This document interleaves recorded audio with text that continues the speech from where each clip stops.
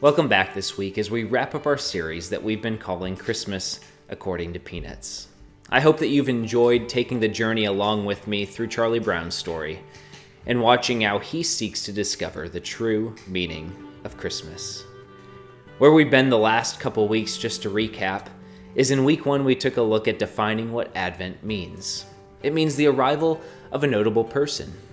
And so during this season of the year, we prepare our hearts for the arrival of Christmas Day, the day that God demonstrated his love to us through sending his Son into this world.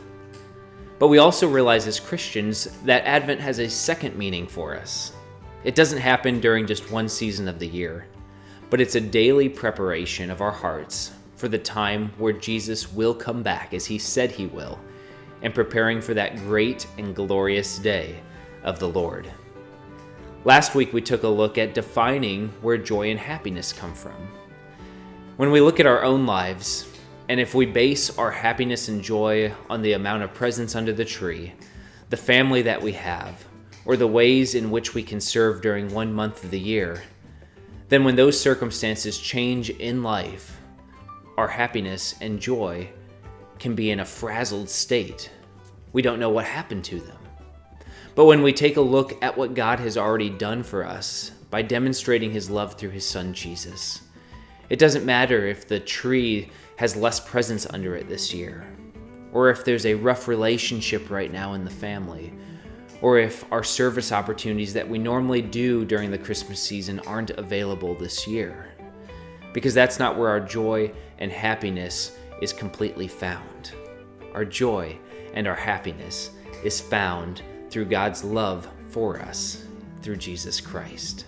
This week, as we continue our journey in Charlie Brown's story, I want you to picture yourself right now as that little Christmas tree that you and I famously know as a Charlie Brown tree.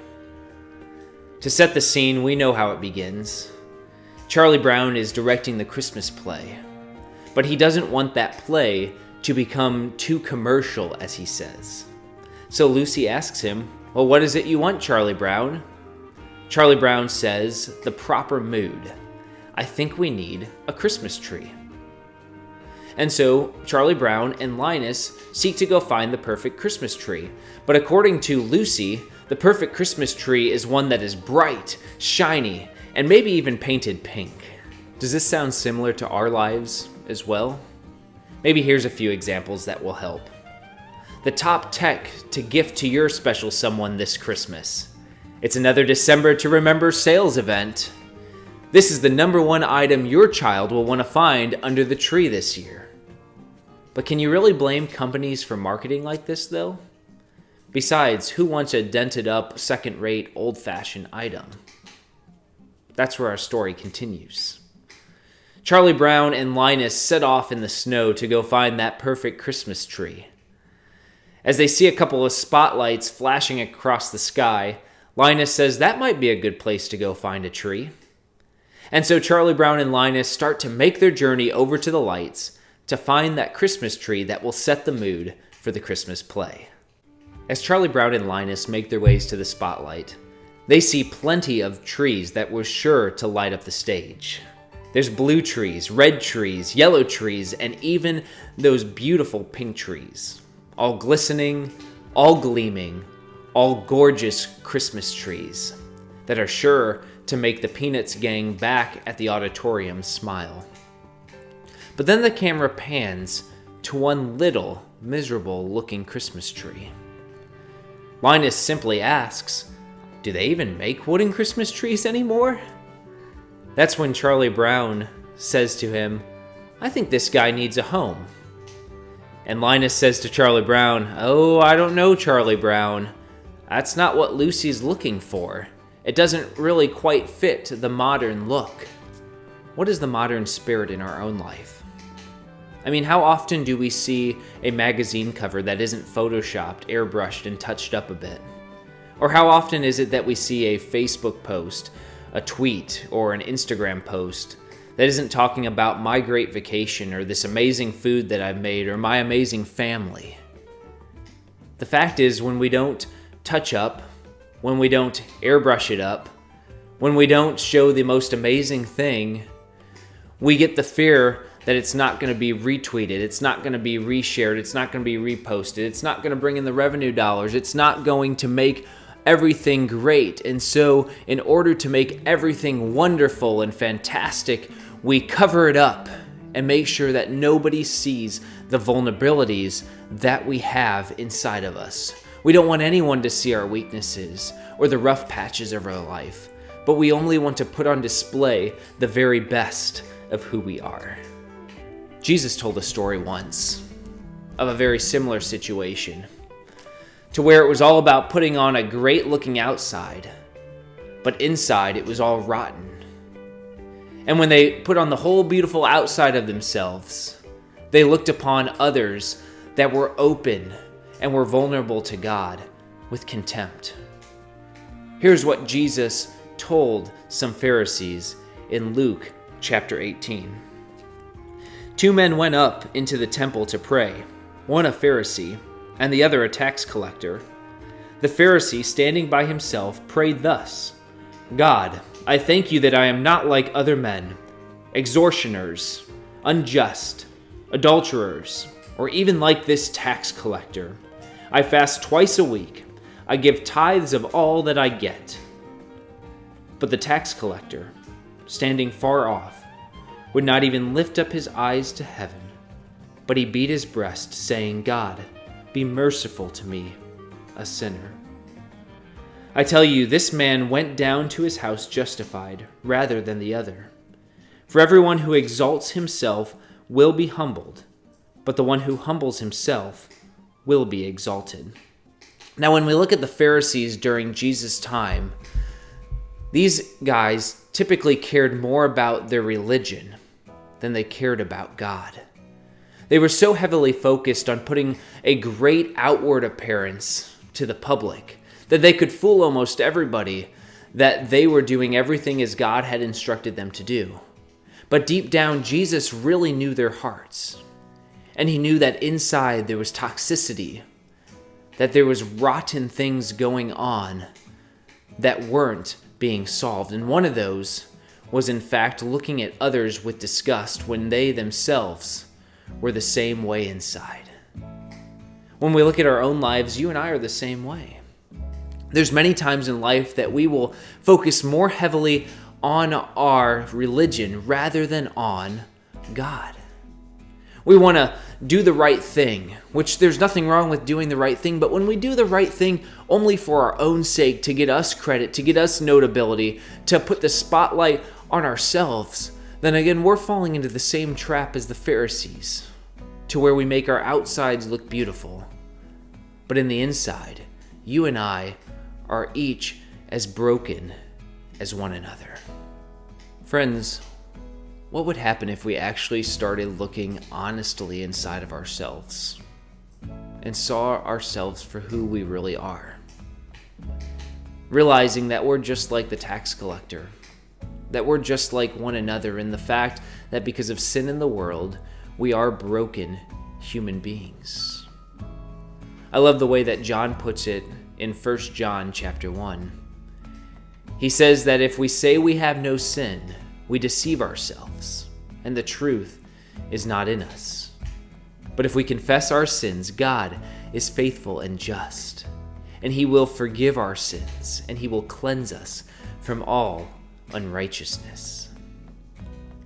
What if we started being more honest with ourselves? If we were willing to be vulnerable to God, to let him know what is burdening us in life, what are our struggles in life. It's not like he doesn't already know, but the relief that comes from when we open up to God and just cry out to him saying, God, I'm sorry. I'm broken. I'm a sinner, and I need your forgiveness.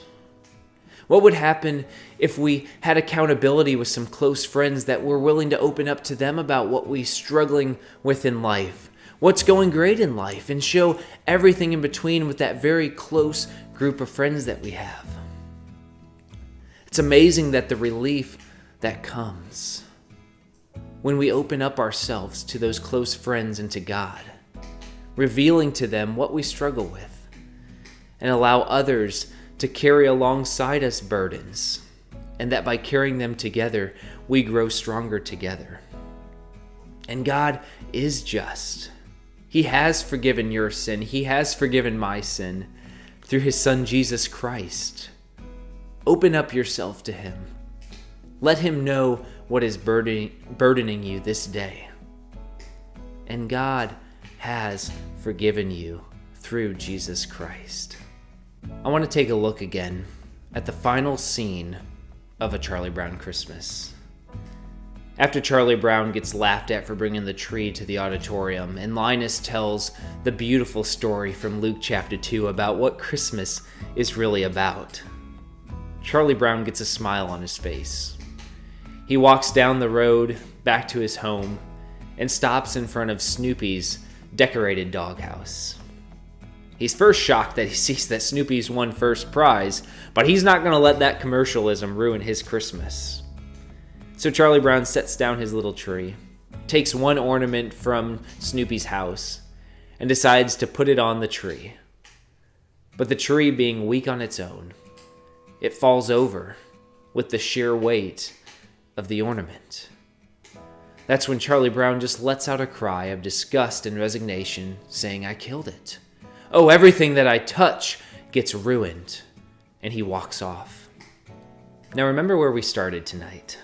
I talked about picturing ourselves as that little Christmas tree.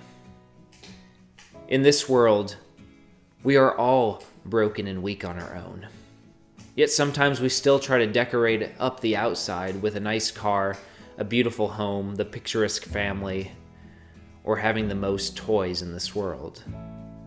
But just like the ornament does to the weak tree in Charlie Brown's story, it does the same thing to our own lives as well. All these beautiful things, while we can decorate them for a moment, eventually, if that's where we place all our hope, it will bend us and it will break us. But that's where I love where the story goes next. Because all the kids follow Charlie Brown home. And when they see the tree, Linus simply looks at it and says, "I didn't think it was really that bad of a little tree. All it needs is a little bit of love." I love how Linus now takes his beautiful blanket, the one that's security to him, and takes it and wraps it around the tree. Well, friends, God didn't just wrap a blanket around you. He wrapped a blanket around his Son, Jesus Christ, in that manger. He didn't just put a band-aid on the problem of sin in this world, but in fact, he sent his very own Son into the world so that through his life, death, and resurrection, eternal death would be gone. Eternal pain and suffering would be gone. And eternal misery and brokenness would be gone. Because when Jesus comes back for us, he is making all things new. He is going to renew you and me. And just like the tree, when it just got a little bit of love, God has given us a whole bunch of love. And through his love, we shine like that tree too with all the decorations. The love strengthens that tree, and that tree shines like no other tree in Charlie Brown's story. When we're clothed with God's love, when he shows us that we are a child of his, we also shine in the world, a beautiful light for others to see and be attracted to. Not attracted to us, but attracted to the very glory of God and his strength that shines through us. Wherever you are this Christmas, my prayer for you is that you would find this certain hope and love of God in that beautiful baby boy in the manger that we celebrate this Christmas season. And like Allison mentioned last week in her story, we don't have to look for God's demonstration of love and good health in the beautiful family or in the amount of gifts we have under the tree. But God has already demonstrated his love for us through his Son. And just like the children sing at the end of Charlie Brown's story, we get to sing the same thing too.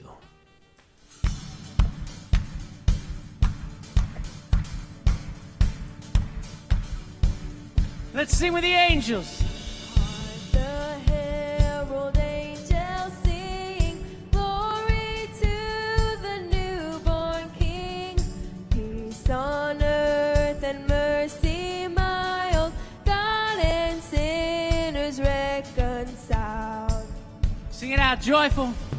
Joyful all ye nations rise, join the triumph of the skies. With angelic hosts proclaim, Christ is born in Bethlehem.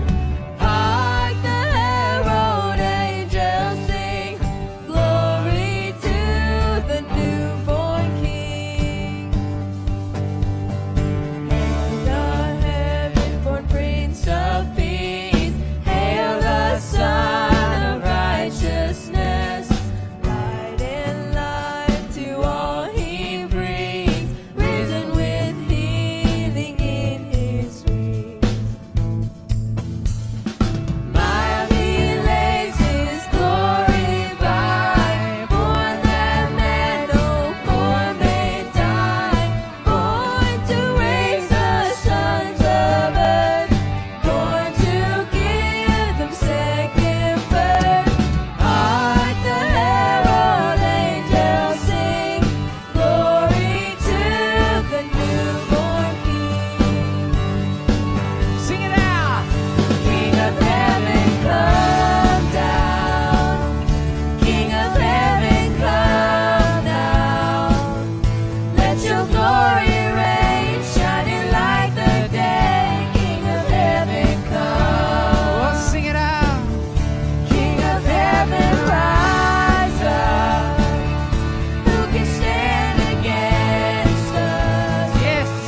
You are strong to save, in your mighty name, King of heaven, come. Fly high as heaven Sing it out. adored, Christ the